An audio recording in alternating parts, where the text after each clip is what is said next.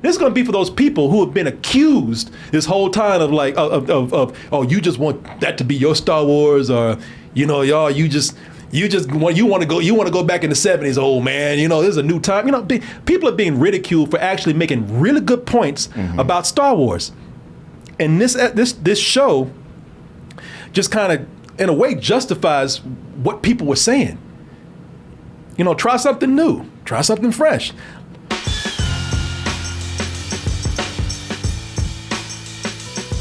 Double Toasted live in Las Vegas is coming up very soon, and tickets are selling fast. So get your tickets now by going to x1entertainment.com/double-toasted and join us for a night of comedy, music, games, and our after party. And we'll see you there soon. I don't think I'm alone, Martin.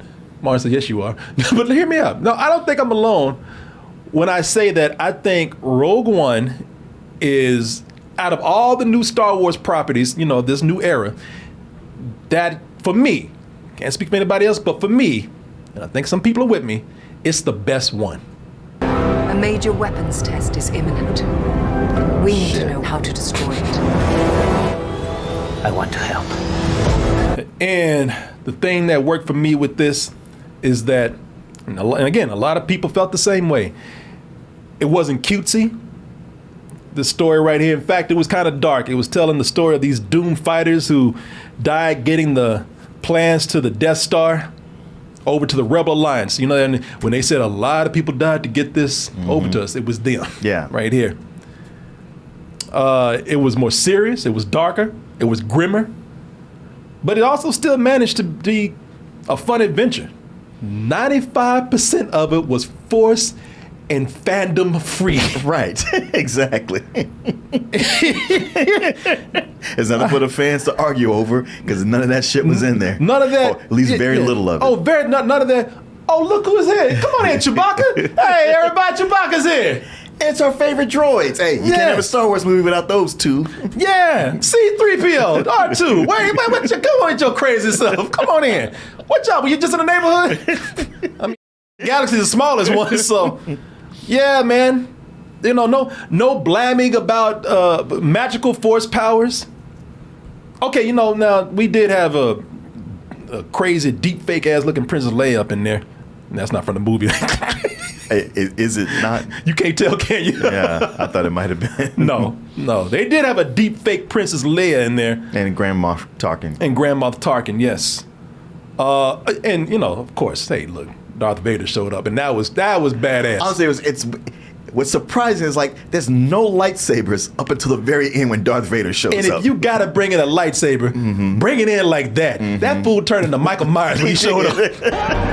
Oh, I know. Especially if other people on the other side of that glass, they're like, yeah, no, hell no. You, sorry, Spock. You. If I was him, I'd just turn around and be like, all right, I'd go down with some pride. Right. Some pride. I wouldn't go down with no bitch like that.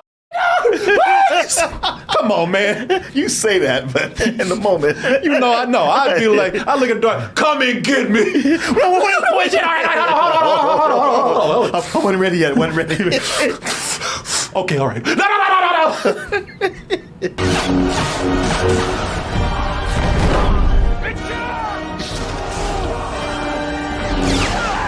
God damn.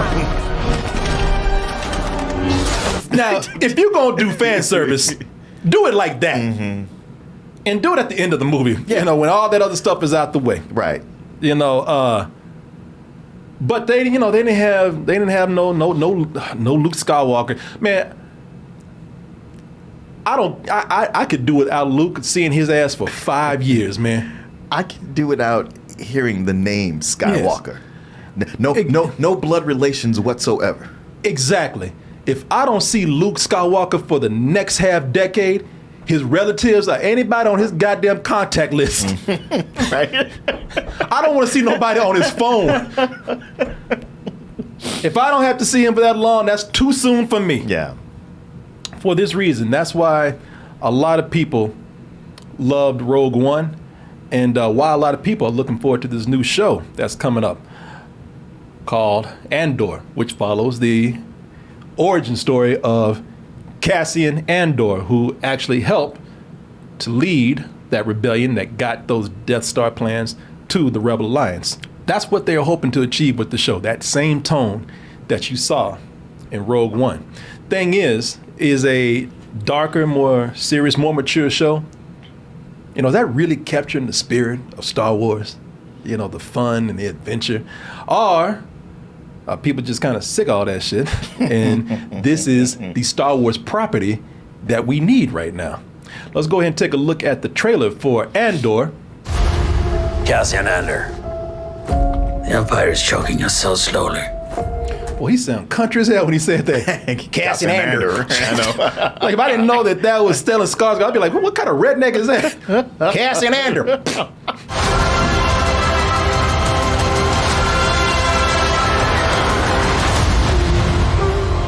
So they want you to, with this show right here, the showrunners know that the darker tone of Rogue One is what made it unique. Mm-hmm.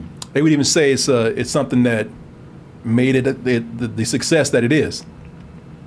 And one of the things that Cassian Andor is known for, from watching him in Rogue One, one of the first things you learn about him is his ruthlessness. Oh yeah. Whatever he needs to do to get the job done. He'll kill a bitch. You know, the thing with Cassian Andor is that he'll not only shoot a friend, he'll not only shoot a crippled friend, he'll shoot a crippled friend in the back to get the job done. Of Saw. Galen, was it? I don't know. They were looking for Saw when we left. Who else knows about I have no idea. We'll be all right. And told him it's gonna be all right. Yeah. Well, he'll be all right. I mean, I'll be all right. Yeah, for me. Yeah. Sucks to be you though. Turns out he's always been a dick.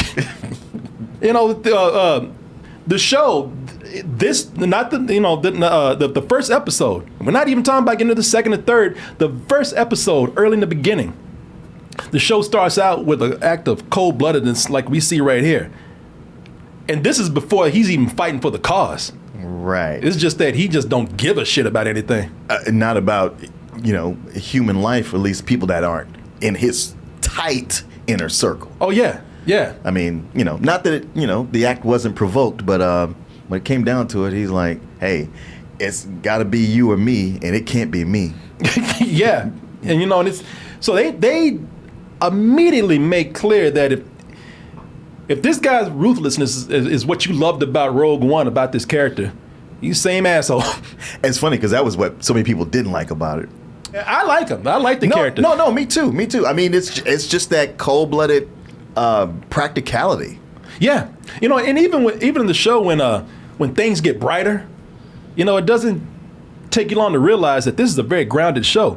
Forget having funny and cute characters. Ain't no one laughing. No. Ain't no one laughing in this show. The thing about this show is that, I mean, before we even get to even that chair's oh, laughing. sorry. They like, Pete, look at that. The chair's like, what's so funny? No, man. That was an actual slip up right there. But no, he really is mad. Look at that. But no, in this world that we have here, nothing's amusing, nothing's funny, and this is not because they're in wartime or anything. I mean, they kind of are, but it's just that people got to go to work, people got to survive, people got to live, people got things to do. It's like no one's joking around, no one's out there, being happy and funny and whatnot. It's like this world feels like these people are real because they feel like they actually have things to do and they have responsibilities. This is what I've been talking about in movies. And Star Wars movies, specifically post the original 3, but in so many fantasy movies, I was like, what does the day-to-day look like? Because a lot of times they don't make it realized. You just focus on your same 5 characters and whatever they're doing. It's like the rest of the world doesn't exist until they show up. And this really does take you through. This is life on just a worker planet and being under the thumb of the Empire. Yeah. And no one's happy about that job. Yeah, exactly. No one wants to go to work. They got to, but no one's happy about getting up and doing that job at all. You think you hate your job. Right. Look at it. Ain't nobody smiling. Everybody's like, what you looking at? Get back. Everything's not like, get back to work. Because we got to get this done. even people who work for the Empire. I mean, they got people this is what's cool about this. So you've seen like the officers, you've seen the people who are high ranking, sitting around having meetings with that British accent, No, they show people who just work in the office. The corporate part Yeah. of the Empire. I love that so much. It's actually my favorite thing about this whole show. And they ain't even happy. Yeah, exactly. I mean, they ruling the galaxy, and all of them are like, I hate this job. Yeah, it's working in corporate America. Yeah. With the Empire, not all of it can sustain evil. Some of it just has to be the corporate part, that middle management that runs shit. They're like everybody else. They work at they don't have that cool job. They run that shiny table, looking at those nice graphics of the Death Star and all the planets, making plans for galaxy domination. Nah, man, these are people who are working at a cubicle. I'm talking about people who work for the Empire. They work at a cubicle. They hate their managers. Yeah. The guys that coming around checking on them, and they even come around talking about, you have to work late tonight. Right. They have to go to board meetings where the CEO is bitching them out, being passive aggressive. Yeah, they even got like co-worker drama going on. Yes. Where the people go to HR to talk to. I'm not lying, man. These people go to HR to talk to like the upper management there, and even the guy's like, "What the y'all? Okay, what is happening? I don't have time for this." Yeah, he's like, "Go do your job. You got enough to do, and you go do your job. Leave me the hell alone. I got shit to do." It's like they really are showing you the bureaucratic side, not like the snarling, evil, villainous side. They're showing you like the day-to-day how the Empire runs. They're showing you all the bureaucracy that people have to go through to get things done on that end. Even to rule the galaxy in an evil way takes a lot of red tape. I know. And just the little corporate backstabbing or going behind people's backs. They really are. Just to get a little bit of extra cheddar. Yeah. I mean, they have two co-workers. One guy like, hey, I got clout. You go tell him and make a fool out of yourself. I hope you do. He says, you know what? I hope you do tell him. In fact, go tell him right now. And I can't wait for you to get demoted and lose your shit. I mean, and those are scenes where these are co-workers. Yep, petty. They ain't force choking each other. No. Oh, you gonna go tell the management, huh? Bitch, tell them. I don't care. Let me know how that works out for you, bitch. You know what I'm talking about? Yeah, I know exactly what you're talking about. I laugh my ass off. Somebody said office space in space. Yes, it is. But this really does feel like nothing they've done before in Star Wars, even more so than Rogue One. Oh yeah, absolutely. As I said, hardly anyone smiles in this show. For one, no one. I'm talking about you. You thought you didn't like Andor. You're talking about these people who didn't like Andor that saw it. In this show, no one likes Andor. Even people that meet him for the first time, like, who the hell is this? Right. They don't even know him. Right. Yeah, it seems like there's a lot of people, not everybody hates him, but a lot of people reluctantly tolerate him. Really, no one likes him. And the people that do like him, you're right, they tolerate him. They just put up with his shit. He's like one of those dudes that every time he comes around, like, oh, okay, he wants something. He wants something. There are people who do like him, but they're getting tired of him. Mama's tired about worrying about him. Mm-hmm. Co-workers tired of covering for him at the job. They say, look, this, we'll deal with it, but this is the last time, man. And like I said, this is before they, and even the droid is like, even got a droid is like, come on, man, you know better than to do this. You can't do this. He's like, he's like, I'm the last friend you got. Yeah. It's a droid, it's a little droid, and he studies like, come on, man. Now, Andor, this is some bullshit. It's he's still that character that no one likes, and like I said, man, he's doing this because not for a noble reason this time. This time, the stuff that he does is very self-serving. Yeah. He's looking for a relative, and he's just kind of looking to leave, start a new life for himself, and he's really not. And if you really want to go deep with the character, he's really not trying to show anybody any kind of respect or anything. He really is looking out for himself. Yeah. Now, I like that because with Star Wars, they will bend backwards for most of these characters to like make them likable, to make them good. Everybody who's not with the Empire has to be noble. Yeah. And even Darth Vader gets to be noble at the end. Yeah. Like, God damn, yo. That's something that I like about this. I like the moral ambiguity of this character. I will completely understand if people don't. You know, and that's cool. You know, he's not a likable character. Maybe you're not supposed to like him. But, you know, and I don't even like him that much. I just like the concept of the character. Sure. I like for once that this, you know, we don't have somebody noble. We have somebody who's doing things for themselves. They're selfish. You know, this person, hence the name Rogue One, he is a rogue, you know. And normally when you have a character like that, they're very witty and pithy. So they always say things that crack you up. Yeah. And you're just like, oh, he's just a lovable scamp. Not this time. No, not at all. And when I say that this looks different or feels different from anything we've seen in Star Wars, I mean, maybe it's just me, but even the film grade feels different. They put so much more money in this. It's shot on locations. It's not green screen. Okay, that's why it feels so different. Why. You don't see it too much in this trailer, but even they have some really lush green forest areas where they are in the forest. Mm-hmm. And you might say, well, that doesn't feel like an alien planet, but at the same time, you know, it does make it feel like wherever they are feel a little bit more real for a change, and which I don't mind. You know, if you were to turn to this show without knowing what it is, you wouldn't even know it's Star Wars. Yep. Until a certain vehicle came by, you wouldn't even think about it. Yeah. That's a huge part too, and I got to give a big shout out to the costumes, the costume department, the set designers. I mean, even the hairstylists that are working on this show. Well, I love how with the Empire, the uniforms they wear, they didn't just cut and paste from all the other Star Wars movies.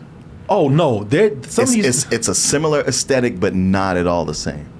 Man, some of these costumes that they have in here. See if I can find some. Some of the costumes that they have in here feel like they're like from 5 decades ago. They have a whole squadron of the Empire that looks like they're all wearing members only jackets. Yeah, right. All these tight ass 70s suits. Their hairstyles, man. You can see that this man got these 70s sideburns here. Every black dude got little afros. You know, they've taken a lot of care to make it look like it's old science fiction. It's science fiction that's filmed from the 70s. Sure. You know, you have all these old computers with vector graphics on it. Yeah. You know, it's a lot of it. A lot of it looks old, man, and that's really cool. But then they'll go to another area where it looks like it'll fit right in to something like you know, the more recent shows like The Mandalorian. Like a lot of this feels like it fits perfectly within that world. Well, this is the first one of these shows that feels like a galaxy because you go to different locations. Yeah, exactly. But also, there are some things they do here where it doesn't even feel like it's even Star Wars sometimes. And again, that's for the best.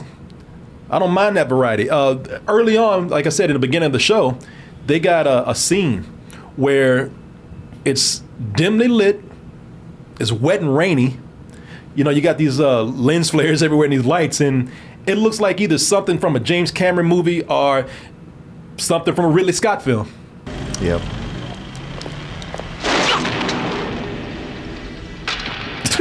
Time to die.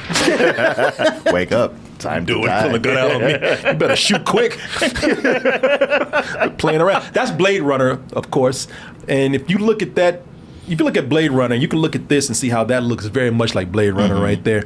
So, you know, they've the cool thing with that is that, like a lot of this, even when it's wet and shiny and raining and whatnot, it still has a certain gritty feel to it. And when you have that grit to everything, I'm not always talking about Star Wars should be dirty. A lot of the scenes that take place in here are not.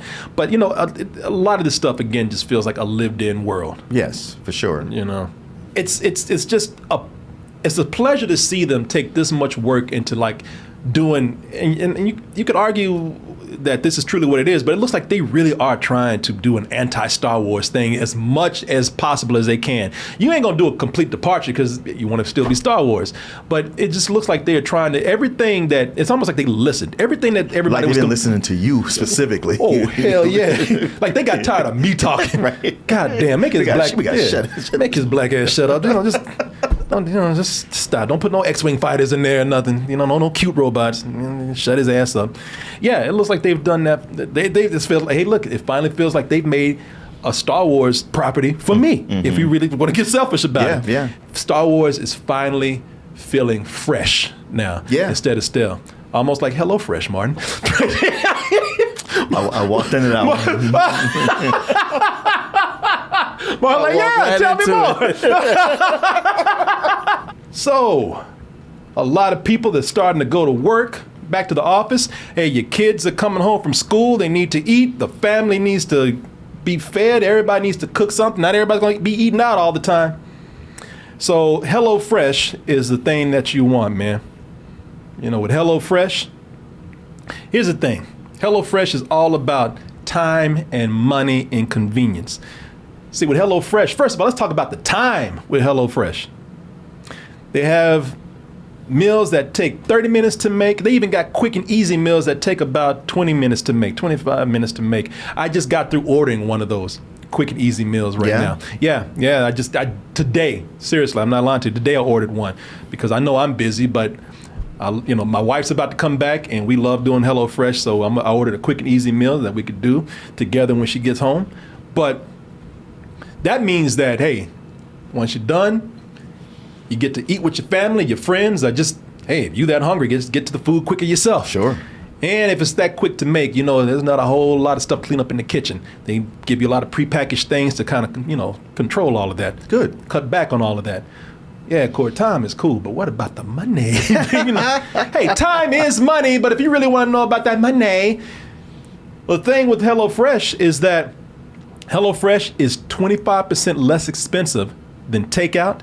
Don't even talk about going to the restaurant. And it's even cheaper than grocery shopping. And they have a lot more variety too. So a lot of people think that when you hear about HelloFresh, I don't know why, but people, they think you're talking about dinner. HelloFresh, they now have these kid-friendly baking kits. Ooh. So now, because kids been, because when you've been cooking, kids have been in there talking about, Mommy, Daddy, what you doing? I want to do that too. And I get your ass out. You going to burn down this kitchen? Yeah, man, I'm not letting you near this fire over here. Hey, but now they got kid-friendly baking kits so they can feel like look at that. They can feel like they're in the kitchen too. Also, when I say they're not about dinner anymore, they have kits for breakfast, they have snacks, and they even have desserts, Martin. They got you covered on all fronts. And all the ingredients are fresh. They make sure that they come from the farm to your home in less than a week. Because I know what y'all thinking, man. This stuff, that's too fast to make. Have some stuff left over from Wendy's or something. No. Convenience is what it's all about. Look at that. Convenient. Saves you time. Saves you money. Kids are all involved now. It's a family thing. Loved ones up there doing something. And for you guys out there, I always tell you this. You got a chick coming over, man. I'm a guy. I'm speaking to the guys. Women, you can talk to yourselves about this. But guys, woman loves to see a man cook. Look, I've been there. So get on that HelloFresh. Just make sure you throw them boxes away. But HelloFresh makes you look cool in the kitchen, man. Makes you look sexy. Right on. I mean, what more can I give you? I gave you so many reasons. Well, it just so happens I do have one more. So if you want to sign up for HelloFresh, and I encourage you to do so, I've done so. I like it very much. Go to HelloFresh.com/doubletoasted65. Use the code doubletoasted65. Why? Because that'll get you 65% off plus free shipping.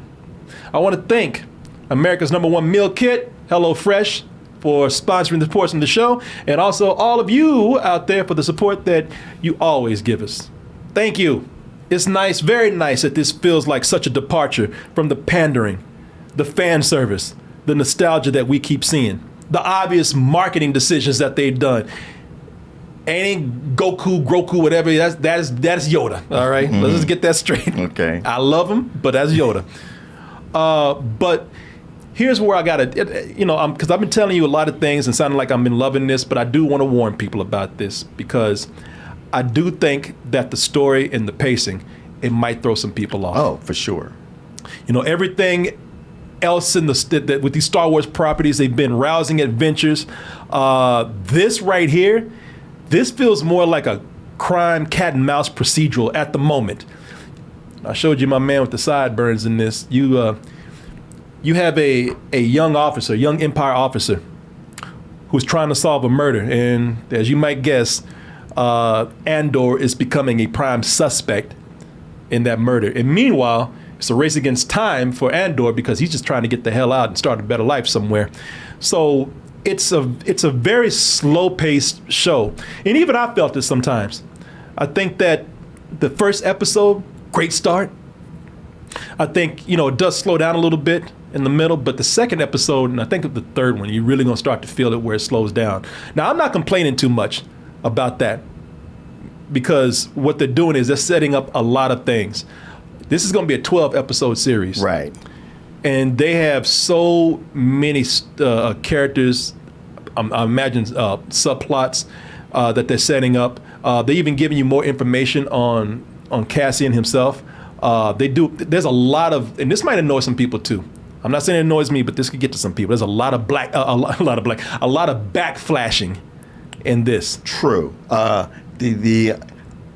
don't mind it so much in as much as with the flashbacks, we're on a different planet, so it makes it easy to understand.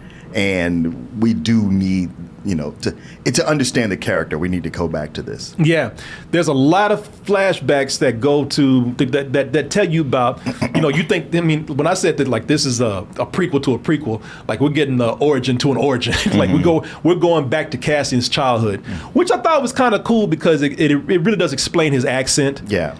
It does give you insight on a lot of characters in here. And look, man, it's just a chance to bring in some actors that I really like. I like her enough, I forgot her name. Fiona Shaw. Fiona Shaw, who plays his adopted mother. Man, everybody is so great in this show. A lot of great acting in here. And she has she's one of the people, I'll tell you, that's his mother, his adopted mother. She is so tired of him, but she cares for him so much. And it's just heartbreaking to see her being put through those changes because she really is trying to cover for him as best as she can. But the acting with these people is so good, man. I think what you have here with all the great acting, all this emotion, this slow pace, is that you have something that's really more mature, more grounded, and I think it's gonna pick up, man. I think it's gonna pick up a lot along the way. And as I said, even with this being so slow, there's a lot of good things, a lot of great things to watch here. Stellan Skarsgård as Luthen Rael, I think is his name. He's he's one of the guys that's undercover trying to recruit people for the rebellion. He's the one that recruits Cassian Andor into the rebellion, or at least introduces him to this faction of the rebellion. But Stellan Skarsgård is awesome in this, man. And I don't want to tell everything that he's doing, but he does get to do a lot of things, a lot of great things with that role. Sounds like he got to clear his throat all the time. He does. I mean, there's just snot that's just hanging right there that won't go away. But if you can do it, it actually adds to the character. Cassian Andor. So which is it? I know big size are game. I know you bribe quartermasters to leave. What? I was saying that. But pardon on me. the ships before they come in for scrap, but this isn't that. I'll give you another 1,000 credits to tell me how you got it. Another 1,000. Done. You're like, oh shit. He was about to walk away. See, I told you we ain't got, oh shit. For real? Yeah, you mentioned money, Uh-huh. No, the least said about Stellan Skarsgård, the better. But he it's a great role for him right now, man. It's a lot that he's doing with this, and I mean, the guy's a great actor. But I really did enjoy watching him in this, even if I couldn't understand that he's talking about sometimes. he was awesome, man. I don't want to sell the seriousness of this show too much because it is not totally devoid of humor. Right. You know, it's Right. It's just not the we've been getting used to. You know what I'm saying? Where they just feel like they got to throw in jokes and that aren't even funny. Martin, you heard him. He said Star Wars was becoming mentally challenged. The worst. No, so it's not like they're totally devoid of humor in here. They know that you gotta lighten up at some point. The droid that we were talking about, I forgot the droid's name, but I did enjoy that droid. And he is kind of cute. They give him a speech impediment. He stutters a lot. But what I liked about this droid is he funny? Yes. But not because he's playing it up. Right. He's funny because he does funny things. He's funny in his understatement of things. He really is. But he's not trying to do open mic. No. And man, I gotta tell you, I'm impressed with this show, the way they just have done jokes that I thought were completely played out. And somehow, because of the direction of this show and the way they're taking it so seriously, they even made that kind of cool. There's a space dog or a dog, whatever dog is on this planet that they're on. Mm-hmm. He comes up and he tries to piss on it. Oh yeah. Actually he does. He tries to piss on this droid and that droid stuck a fork out and shocked his head. And the dog wasn't like, he wasn't like that. The dog just like that. Damn, and he just walked away. And it was just trying to piss, man. Yeah, and it was actually what they made it seem like. They didn't make it seem like it was a joke. They made it seem like this is what animals naturally do. Yes. And it was funny at the same time. Yes, because when it first started, I was like, oh, well, I guess we couldn't escape it. And I was like, oh, no, okay, never mind. It's fine. Yeah. Because if that had been, George Lucas directing at this time or some of these other people directing these shows, they would have shot that dog and it would have been like, that noise exactly. It's well handled whenever they do have to do humor. And we're talking about Andor. You're probably thinking that, oh, well, he's the main one that is all frowning and stuck up through this show. No, there are moments when even Andor lightens up a little bit. They had that scene when he ran to his friend. No, it wasn't his friend. When he ran to that dude they owed money to. Oh, yeah. That was a good scene. Yeah. And that dude thought he had something because he had a big friend. Didn't know that big dude was a bitch. Hey, what's the hurry? I'm not one of these losers going to let you float until they forget how much you owe them. Subject is money. I just ask you a question. Work. Totally useless, this guy. All that size and can't do nothing with it. Well, he wasn't even told. He was just told, I just need you to stand here. She was like, I don't even know what's going on. I think that this show is pretty well done. And I have to be fair and come out and say, because I'm going to say this about a lot of people. I shouldn't be speaking for other people, but I do believe that this show is going to appeal to people who are sick of being bogged down by fans that just want the familiar. This is going to be for those people who have been accused this whole time of like, oh, you just want that to be your Star Wars, or y'all, you want to go back in the 70s, old man. This is a new time. People are being ridiculed for actually making really good points about Star Wars, and this show just kind of, in a way, justifies what people were saying. Try something new, try something fresh, and this is all the nostalgia is weighing Star Wars down, and that's what people want. So cool. I'm not going to make a big deal about it, but just one time, please, can we just do something that feels like it's a little more sincere, a little more mature? And I think a lot of people who feel that way, they're going to grade this on a curve. And that might be me, man. I might be grading this on a curve too, because it's everything that I kind of been asking for.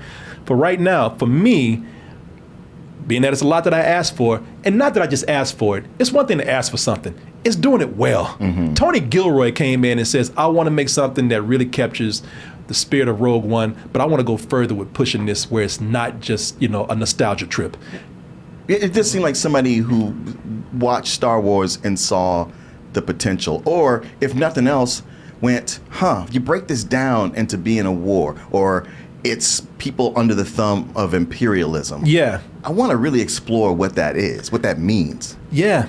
It is so nice to take a break from all these characters that were one-time favorites, one-time nostalgia, and now just being shoved down our throats, whether it's by the studios or fans that just won't let it go for a while. So nothing against those fans, but I'm glad to have this for me right now. And so that's why I'm giving this a low full price. The low part is because of the pacing, as I kept saying. When it gets a little dry when they're dealing with some characters in certain parts. I would say that for just, if I had to put all the minutes that it felt like this, probably about 5 minutes where I felt like, all right, this is kind of boring. We do need to pull this up and speed this up. But that's a small complaint. Low full price for me.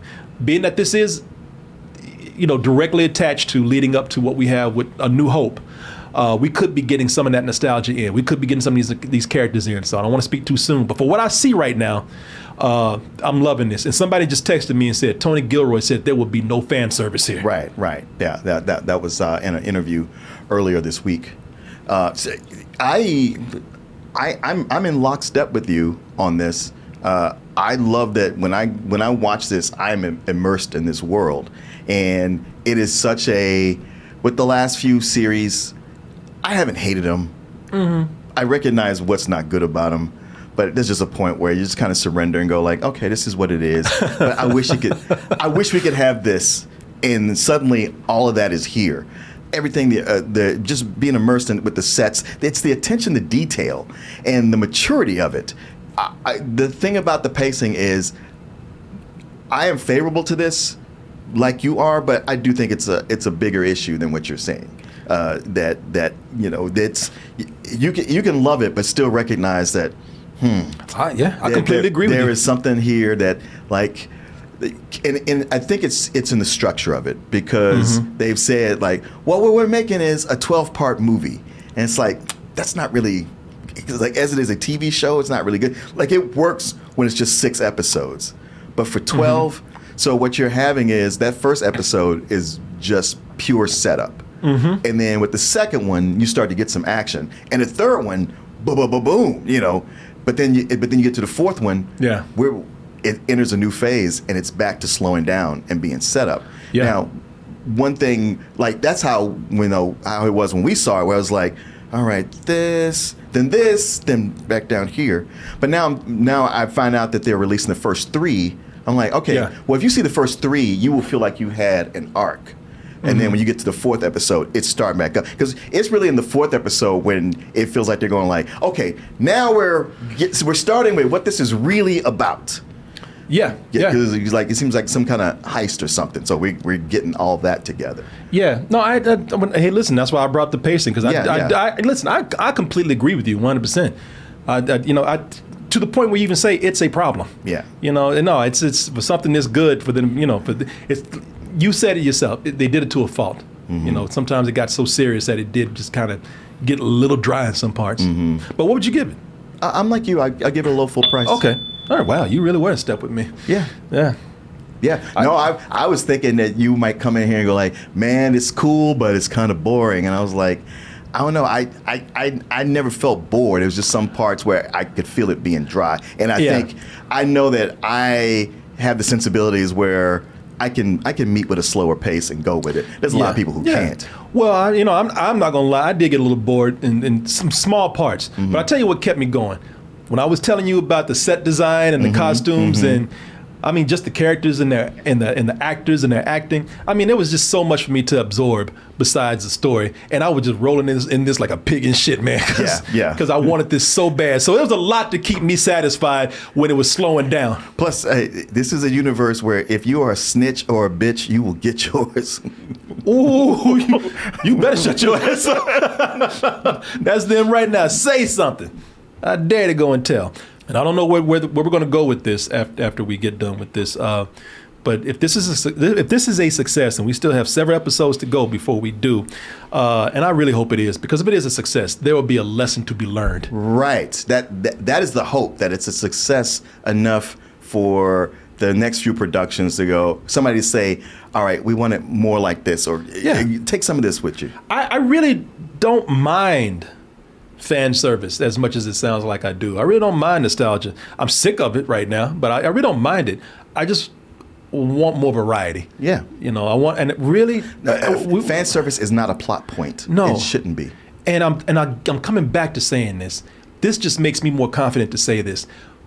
Those people who call themselves fans, and some are, but I'm talking about the ones who just, when they see something they recognize, they're like, oh my God, they did it. It's like, it kills me every time because you're killing the series with that. You're not telling stories anymore. You're an antique shop, Right. looking at everything. Talking about that's awesome. Remember that old thing. You're not creating news. This is why it's hard to move on, because the company they're responding to what you're doing. They're responding to what they think makes it successful. You know, if you're going to buy whatever they're selling, then they're just going to keep doing it. So we need something like this to just kind of cut that. I want everybody to have what they want. I want people to have their nostalgia, but just for the sake, not even for me, for the sake of just telling stories, man. We really do need to just kind of have some variety, and this is the most variety that we've had.